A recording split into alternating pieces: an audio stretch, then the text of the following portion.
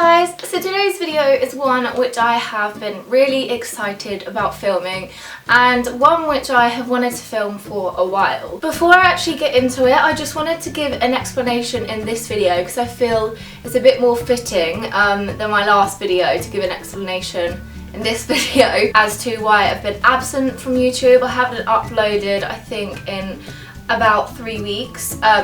Aside from my last video, because basically I worked throughout the whole summer, so I didn't get a break, and everyone needs a break. So when I went to a couple of festivals, I decided to just give myself some time off and focus on my social life and stuff. So yeah, that's basically what was happening, and I think it goes in quite nicely with this video because you have to look after your mental health, and that was kind of like the best thing for me at the time, but now I am back and I am ready to start making videos for you guys. I asked you guys to just ask me questions on Instagram. The topic of mental health is such a broad subject, so there's going to be loads of different questions, but obviously from this you guys can then kind of suggest videos that you want me to do, because I want to start doing advice videos weekly. I want to do like one advice video and one beauty or whatever video a week. So obviously a couple of the questions are pretty similar, and one that was recurring is, what is your thoughts on people making fun of mental illnesses and calling it attention seeking, and what do you think about the stigma around it, which is like a huge topic within itself, and I think just this video kind of says something to that, because there's not really a lot of people who speak openly about it, and I do think that people need to more. However, saying that, over the past how many years has it been now? 2 years, 2.5 years since I started YouTube, I think I have noticed it has got better and more people have felt like they can speak out, but there's this huge stigma which I really don't like around mental illness. It's generally from people who don't understand it, ignorant people who just think that depression is some sort of airy-fairy thing. It is real. We're not making it up. I don't know anyone who would want to make up going through something so horrific. I would not wish this on anyone, and I think it's our job to kind of like educate them, and I find the best way is to kind of compare it to physical illness, because that's one of the major issues. People see mental illness and physical illness so differently. You wouldn't tell someone with a broken leg to get up and run a marathon the next day, just like you wouldn't tell someone with depression to just cheer up, or that, you know, there's people worse off than them. Like, things like that do not help. They need treatment and they need to be in recovery, just like someone with a broken leg would. So as for the stigma, yeah, all we can do is educate them. I think people who make fun of it are just ignorant. I've kind of learnt to just almost feel sorry for them.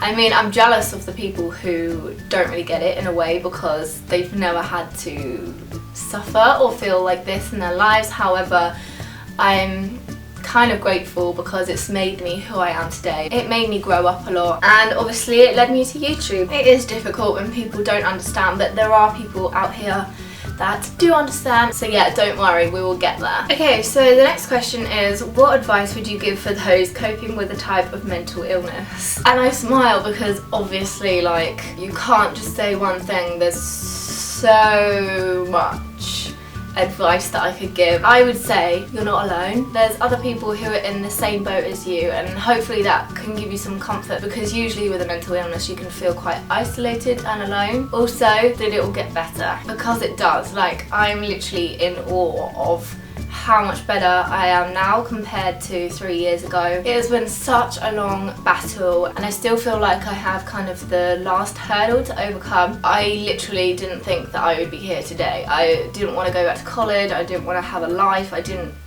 want to be on this earth. It does get better, and you just have to keep fighting through it. No matter what happens to you, just hold on to the fact that if it's not okay, it's not the end, and that is one of my favourite quotes. The fact that there is help out there, medication, counsellors, you've just got to find the right one for you. It's taken me years and many different psychiatrists, psychologists, all sorts, to find ones that I can work with and who really help me. Help and support of your family is the best thing.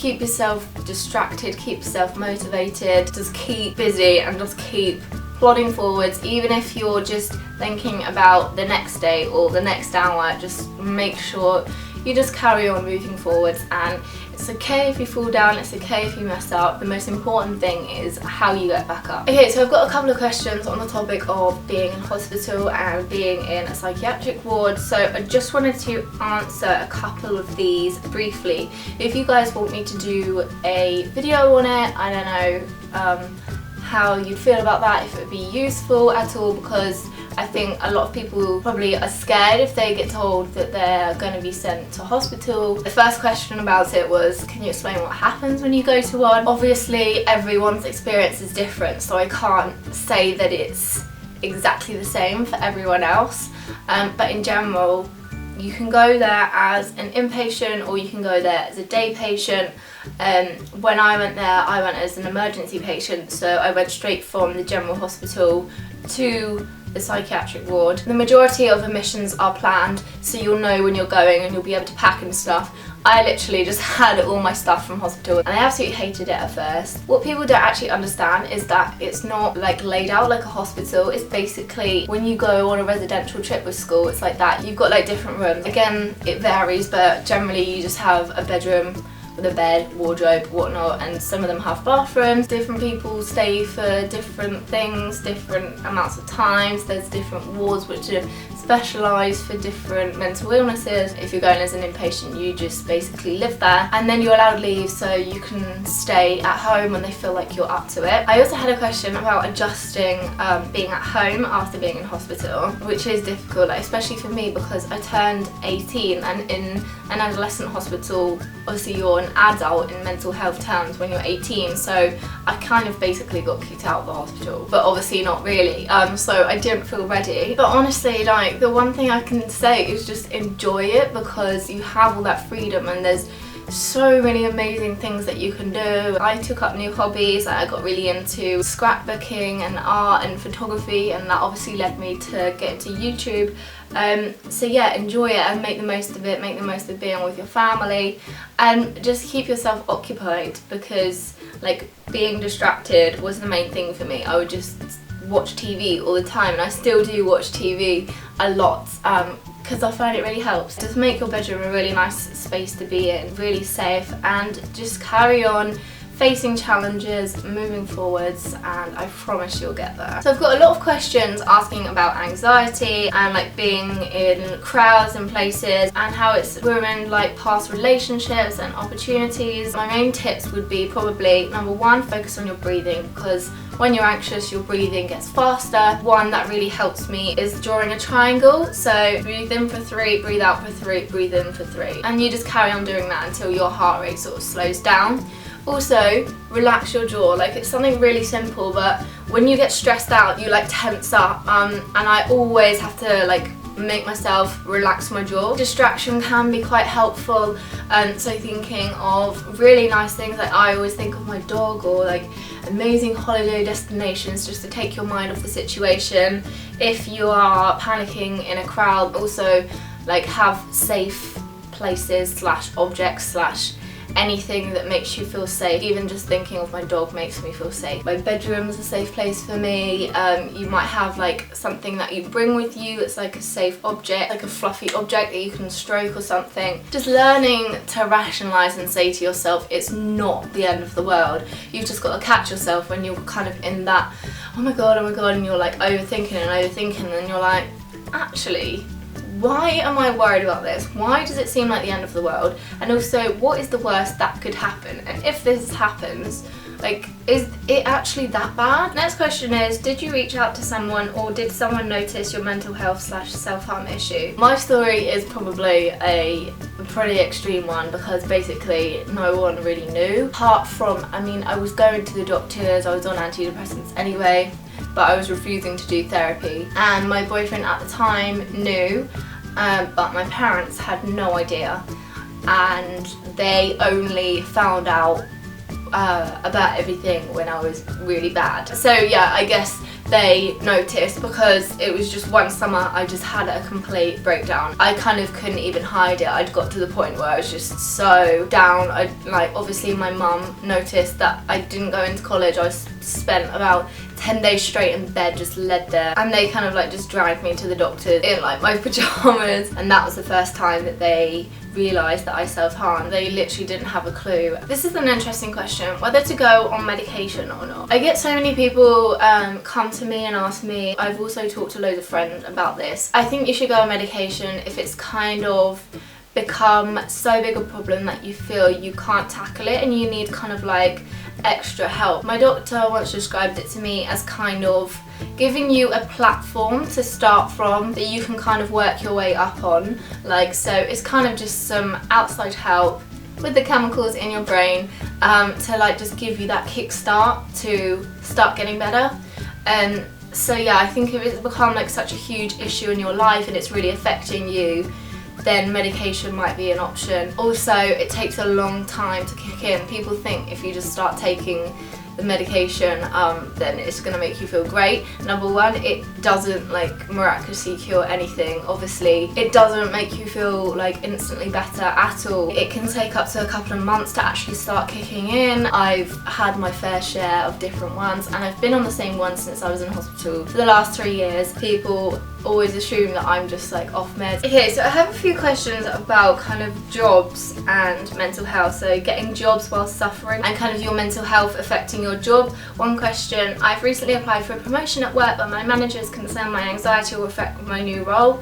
I've explained to her that I don't want it to define me or hold me back in life, but do you have any advice on handling work in general with a mental illness? As I started getting better, I did start thinking about like jobs and stuff. In the end, I went back to college after adamantly saying that I wasn't going to. I used to have a job at a hotel when I was younger, when I was about 16, but I never went back to a job because I thought that I wouldn't be able to do it. But people can do it, and I think you actually need to think of it as a positive thing, like something to distract you, something to get you socializing with people, and obviously you're earning money. Having someone there like your manager or the next person down from that, or just even a colleague that you can kind of talk to and they can kind of understand. So say you were being a bit quiet one day, they'd kind of not be pestering you and say, oh, what's the matter? They'd just accept the fact that you're having a bad day. Or if you want to call in sick, which is something that you can do. If you really feel like it would be more beneficial to stay at home and you can't do it, calling in sick for your mental health is not any different, because it hinders you just as much as a physical illness. Not that this is work, but with college, all my teachers were aware of my situation. So if I said that I wasn't able to come in, could I have the work sent home? They would be absolutely fine with that. If I was late to lesson, they knew that it was for a valid reason. It wasn't me like misbehaving or anything. Discriminating against someone, thinking they'll do a worse off job because they're mentally ill is just silly. A few people have asked how I feel when people ask about my scars. So when people ask me, they don't generally directly ask me, they'll usually ask my friend, and all my friends are great, so they'll just say, oh, she went through a tough time but she's doing really well now. Usually people don't really want to bring it up because they feel like they're going to upset me if they do. That is actually fine. I've accepted they're a part of me. It was something that I went through in my life. Just say I was going through a tough time. You don't have to say anything, or you can just make up something like completely ridiculous. Sometimes I used to just tell like a long-winded story about how I was in like South America and I got attacked by a grizzly bear, which obviously isn't true. It kind of like makes light of the situation. I do get self-conscious of them sometimes, like if I'm going swimming or something, and like when I'm on holiday. In general, I try and be like an advocate for not being self-conscious of your scars. Okay, so I'm gonna do the last few questions. I've had a couple of ones about kind of suicidal thoughts and what do I do when I think no one wants me here. If you are having suicidal thoughts and you're not already getting help, please do. Please go to your doctors. Tell someone. One thing that I always like to remind myself is that they don't last forever. Your body physically cannot stay up in that danger zone for a long time. If you think of it like a thermometer going from green to red, like up here is like the danger zone when you hit like irrational suicidal thoughts. You can't stay up here for very long. You will always come back down. Just like a wave might go up and you're up here and you're feeling suicidal, but it also has to come back down you will not feel like that forever. So the important thing is to not act on the thoughts. Put the TV on, cuddle your pet or something. This nurse once said to me, you have to surf and ride the wave when you're up there, not act on it and wait for it to just come back down, because afterwards you'll think, I don't feel as bad. If you act on it, then it's just going to escalate even further, and usually then after you've acted on it, e.g. attempted, you will then have thoughts afterwards thinking, why did I do this? I'm in A&E, I just want to be at home in my bed. Anyway, I hope this has helped you. I hope me sharing some of my experiences has helped you guys as well, and the little bits of advice, I hope they help too. Yeah, I'm gonna go, I'm gonna shut up. If you've managed to watch this to the end, then pat on the back to you. I love you all, and if you are struggling, remember you're not alone, and you can also contact me over any of my social media or just drop me an email or something, and I will try and get back to you the best I can. Stay strong guys, and I will see you very soon. Bye!